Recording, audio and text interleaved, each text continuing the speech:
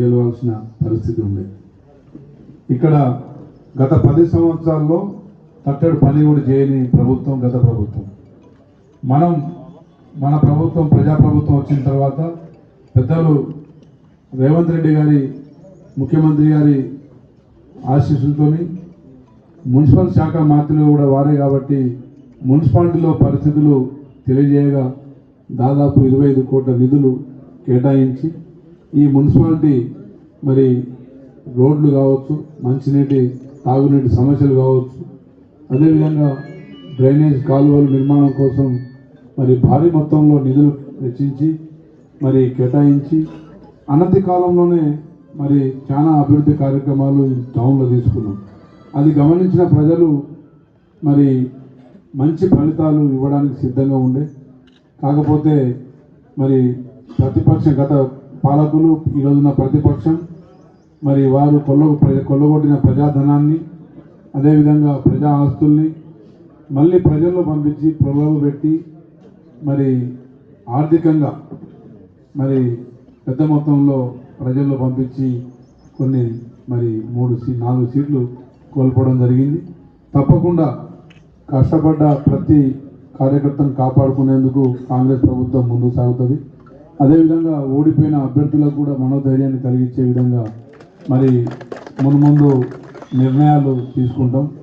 అదేవిధంగా ఈరోజు మున్సిపాలిటీలో వాస్తవంగా ఎల్లాపుల మన సువర్ణ హరికృష్ణ గారు మరి ముందు రేస్లో ఉండే, గార రమేష్ గారు రెండవ వ్యక్తిగా మరి వారు ఉండే, మరి రాజ్ కుమార్ గారు కూడా ముగ్గురు ఒకే సామాజిక వర్గం, మరి ముగ్గురు ఆశావాహులుగా మరి వాళ్ళు ప్రయత్నం చేయడం జరిగింది, కష్టపడ్డారు.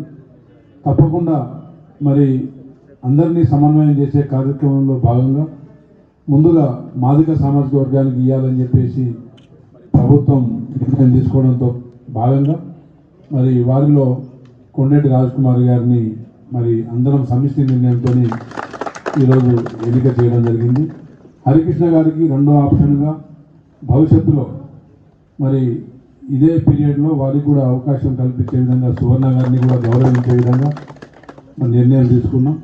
సమిష్టిగా నిర్ణయం తీసుకున్నానికి గౌరవించినందుకు వారికి పేరు పెట్టిన ధన్యవాదాలు తెలియజేస్తూ, హరికృష్ణ గారికి కూడా పార్టీ మరి నిర్మాణం కోసం, పార్టీ బలోపేతం కోసం మరి మా సుమేర్ జైన్ గారి బాధ్యతలు మరి భవిష్యత్తులో హరికృష్ణ గారికి టౌన్ ప్రెసిడెంట్గా మరి పగ్గాలు ఇచ్చి పార్టీని అదేవిధంగా ఇటు పరిపాలనను సమపాలలో ప్రజలకు అందించే విధంగా కాంగ్రెస్ ప్రభుత్వం భవిష్యత్తులో మరి ఇంకా బలోపేతంగా గతంలో ఇచ్చిన మెజారిటీ కంటే కూడా డోర్నకల్లో మరి ఇంకా మెజారిటీ సాధించే విధంగా అందరూ సమిష్టిగా కృషి చేస్తారని చెప్పేసి మీ అందరినీ మరి కోరుకుంటూ, మరి ఈరోజు ప్రమాణ స్వీకారం చేసుకున్న చైర్మన్ గారికి అదేవిధంగా వైస్ చైర్మన్ గారు కొండేటి రాజ్ కుమార్ గారికి, వైస్ చైర్మన్ మాధవ లావణ్య గారికి, అదేవిధంగా కౌన్సిలర్లుగా ప్రమాణం స్వీకారం చేసిన మా మరి రామకోటేష్ గారికి, నవీన్ గారికి,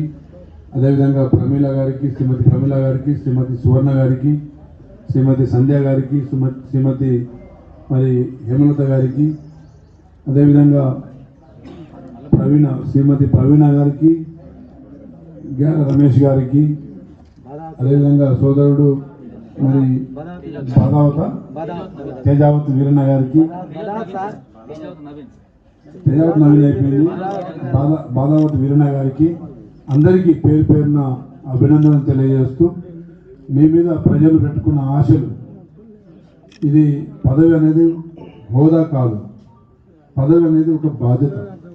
మరి ప్రజలు మీ మీద పెట్టిన పెద్ద నమ్మకంతో ఇచ్చిన ఈ బాధ్యతను పూర్తి స్థాయిలో మరి నిర్వర్తించి ప్రజల మన్ననలు పొందాలని, భవిష్యత్తులో ఇంకా మంచి అవకాశాలు అందిపుచ్చుకునేలాగా మీ కృషి ఉండాలని, ప్రతి క్షణం ప్రతి నిమిషం ఈ రోజు నుండి మీరు మరి ప్రజల కోసం శ్రమించాలి. మీ వార్డులలో పేరుకుపోయిన గత 10 సంవత్సరాల్లో పేరుకుపోయిన సమస్యలు పరిష్కరించడంలో మీరు ముందు భాగంలో పోటీ పడాలి. మరి ఆ పోటీతత్వం మీ మధ్యలో ఉండాలి. అందరూ ఎవరు వార్డు నిజంగా బాగుంది, ఎవరు వార్డు కోసం ఎవరు బాగా శ్రమిస్తున్నారని విధంగా పట్టణ ప్రజలు చర్చించుకునే విధంగా మీరు కష్టపడాలని చెప్పి తెలియజేస్తూ మరి ఈ అవకాశం